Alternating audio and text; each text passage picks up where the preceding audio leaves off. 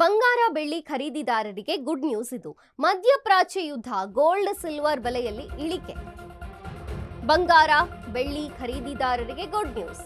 ಮಧ್ಯಪ್ರಾಚ್ಯ ಯುದ್ಧ, gold silver ಬೆಲೆ ಇಳಿಕೆಯಾಗಿದೆ. ಬಂಗಾರ ಬೆಳ್ಳಿ ದರದಲ್ಲಿ ಯಥಾಸ್ಥಿತಿ ಮುಂದುವರೆದಿದೆ. 10 ಗ್ರಾಂ ಗೋಲ್ಡ್ ರೇಟ್ 1,64,000 ರೂಪಾಯಿ. ಕೊಲ್ಲಿ ರಾಷ್ಟ್ರಗಳ ಕದನದ ನಡುವೆ ಬಂಗಾರದ ರೇಟ್ ಇಳಿಕೆಯಾಗಿದೆ. ಮತ್ತೊಂದು ಕಡೆ ಬೆಳ್ಳಿ ರೇಟ್ನಲ್ಲೂ ಕೂಡ ನಿರಂತರವಾಗಿ ಇಳಿಕೆ ಕಂಡು ಬರ್ತಿರುವಂತದ್ದು. ಕೆಜಿ ಸಿಲ್ವರ್ ದರ 2,72,000 ರೂಪಾಯಿ ಇದೆ.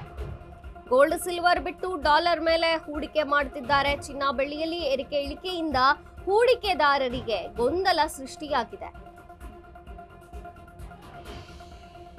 ಇನ್ನು ಹೂಡಿಕೆದಾರರು, ಗ್ರಾಹಕರಿಗೆ ಕ್ಷಣ ಕ್ಷಣಕ್ಕೂ ಟೆನ್ಷನ್ ಅನ್ನುವಂತಾಗಿದೆ. ಗೋಲ್ಡ್ ಸಿಲ್ವರ್ ಏರಿಕೆಯಾಗತ್ತಾ ಅಥವಾ ಇನ್ನೂ ಇಳಿಕೆನಾ ಅನ್ನುವಂತ ಟೆನ್ಷನ್ ನಲ್ಲಿ ಇದ್ದಾರೆ.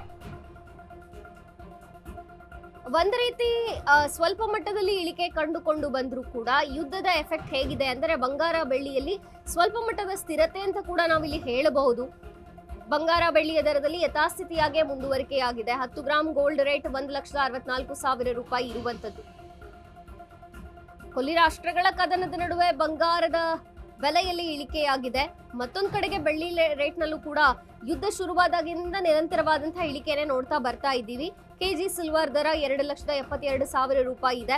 ಗೋಲ್ಡ್ ಸಿಲ್ವರ್ ಬಿಟ್ಟು ಡಾಲರ್ ಮೇಲೂ ಕೂಡ ಹೂಡಿಕೆಯನ್ನ ಮಾಡುವಂಥದ್ದು. ಈಗ ಚಿನ್ನ ಮತ್ತು ಬೆಳ್ಳಿಯ ಬೆಲೆಯಲ್ಲಿ ಏರಿಕೆ ಇಳಿಕೆಯ ಗೊಂದಲ ಇರೋದ್ರಿಂದ ಹೂಡಿಕೆದಾರರು, ಗ್ರಾಹಕರಿಗೆ ಕ್ಷಣ ಕ್ಷಣಕ್ಕೂ ಟೆನ್ಷನ್ ಅನ್ನುವಂತಾಗಿದೆ. ಗೋಲ್ಡ್ ಸಿಲ್ವರ್ ಏರಿಕೆಯಾಗತ್ತಾ ಅಥವಾ ಇನ್ನೂ ಇಳಿಕೆನಾ ಅನ್ನುವಂತ ಯೋಚನೆಯಲ್ಲಿ ಹೂಡಿಕೆದಾರರು ಮತ್ತು ಗ್ರಾಹಕ ಇದ್ದಾರೆ.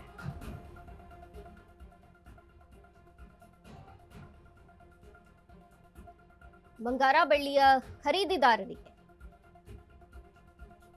ಒಂದು ರೀತಿಯ ಇಳಿಕೆ ಮತ್ತು ಯಥಾಸ್ಥಿತಿ ಮುಂದುವರಿಕೆಯಾಗಿದ್ದು, ಗ್ರಾಹಕನಿಗೆ ಸ್ವಲ್ಪ ಮಟ್ಟದ ರಿಲೀಫ್ ಅನ್ನ ನೀಡಿದ್ರು ಕೂಡ ಹೂಡಿಕೆದಾರರು ಮಾತ್ರ ಟೆನ್ಷನ್ ನಲ್ಲಿದ್ದಾರೆ. ಯಾಕೆಂದ್ರೆ ಗೋಲ್ಡ್ ರೇಟ್ ಮತ್ತು ಸಿಲ್ವರ್ ರೇಟ್ ಅನ್ನ ನೋಡಿ ಇನ್ವೆಸ್ಟ್ ಮಾಡೋದು ಬೆಸ್ಟ್ ಅಂತ ಹೂಡಿಕೆದಾರರ ಲೆಕ್ಕಾಚಾರವಿತ್ತು. ಅದೇ ರೀತಿಯಾಗಿ ಹೆಚ್ಚಿನ ಪ್ರಮಾಣದಲ್ಲಿ ಸಿಲ್ವರ್ ಮೇಲೆ ಹೂಡಿಕೆ ಮಾಡಲು ಆರ್ಥಿಕ ತಜ್ಞರು ಸಲಹೆಯನ್ನ ನೀಡಿದ್ರು. ಆದ್ರೆ ಈಗ ಯುದ್ಧದ ಎಫೆಕ್ಟ್ ಗೋಲ್ಡ್ ಮತ್ತು ಸಿಲ್ವರ್ ಮೇಲೂ ಬಿದ್ದಿರುವಂತದ್ದು.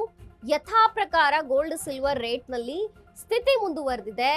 ಯಾವುದೇ ಏರಿಕೆ ಅಥವಾ ಇಳಿಕೆಗಳನ್ನ ನೋಡ್ತಿಲ್ಲ. ಹಾಗೆ ಒಂದು ವಿಚಾರ ಅಂತಂದ್ರೆ ಇಳಿಕೆಯನ್ನೇ ನೋಡ್ತಾ ಬರ್ತಾ ಇದ್ದೀವಿ. ಯಾಕೆಂದ್ರೆ ಯುದ್ಧ ಶುರುವಾದಾಗಿನಿಂದ ಗೋಲ್ಡ್ ಮತ್ತು ಸಿಲ್ವರ್ ರೇಟ್ ಅಲ್ಲಿ ಭಾರಿ ಪ್ರಮಾಣದ ಇಳಿಕೆಯನ್ನ ನೋಡ್ತಾ ಬರ್ತಾ ಇದ್ದೀವಿ. ಈ ಇಳಿಕೆ ಮುಂದುವರಿಯುತ್ತಾ ಅಥವಾ ಗೋಲ್ಡ್ ನಲ್ಲಿ ಏರಿಕೆಯಾಗುತ್ತಾ ಅನ್ನುವಂಥದ್ದು ಸದ್ಯದ ಪ್ರಶ್ನೆ.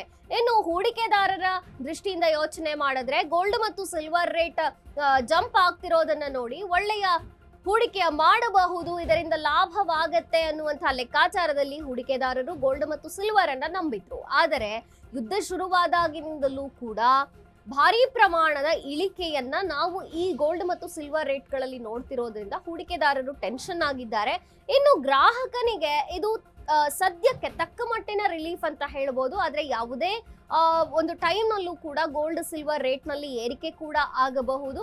ಆದರೆ ಯುದ್ಧದ ಎಫೆಕ್ಟ್ ಈಗ ಗೋಲ್ಡ್ ಮತ್ತು ಸಿಲ್ವರ್ ರೇಟ್ ಮೇಲೆ, ಗೋಲ್ಡ್ ಮತ್ತು ಸಿಲ್ವರ್ ಹೂಡಿಕೆದಾರರ ಮೇಲೆ ಬಿದ್ದಿರೋದಂತೂ ಸತ್ಯ.